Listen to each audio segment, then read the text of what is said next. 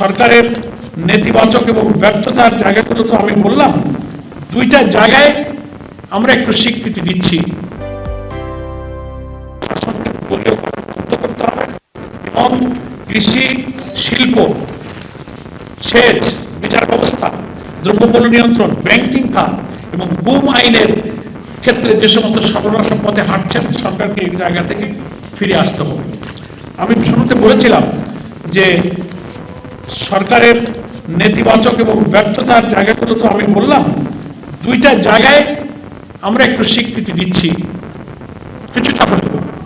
সেখানে সরকারের কোনো কৃত্য নেই, কিন্তু আমরা সেটা স্বীকার করি। সেটা হচ্ছে আমাদের দেশের রিজার্ভ যে একটা স্থিতিশীলতা রক্ষার কিছুটা চেষ্টা যে চলছে, এর পিছনে সরকারের আমাদের প্রবাসে কর্মরত বিদেশি রেমিটেন্স যোদ্ধা যারা দেশপ্রেমিক, তাদের রক্ত, হাড়, ঘাম পানি করে যারা রেমিটেন্স বিদেশে পাঠাচ্ছেন, এই রেমিটেন্সের কারণে রিজার্ভের ক্ষেত্রে কিছুটা হলেও একটা স্থিতিশীল পরিস্থিতি মাঝে মাঝে লক্ষ্য করা হচ্ছে। আরেকটা হলো আমাদের রহমানের প্রস্তাবের কারণে ওই সময় জ্বালানি সংকট নিরসনে সরকার একটা বিশেষ কমিটি করেছিল উভয় পক্ষের সদস্যদেরকে নিয়ে।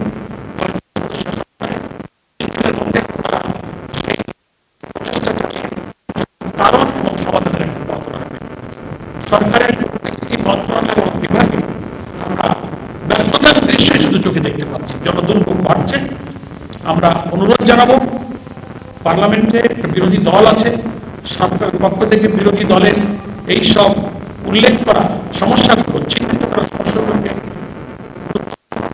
6 মাস পার হয়েছে। আমরা আশা করি সরকারকে, আমরা আগের দিনে সাংবাদিক সম্মেলনে বলেছি, সরকার ব্যর্থ হোক এটা আমরা চাই।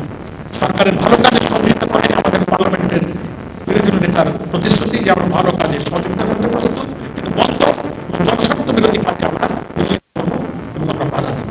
আমাদের সেই রাজনৈতিক ভূমিকা সংসদেও চলবে, বাইরেও চলবে।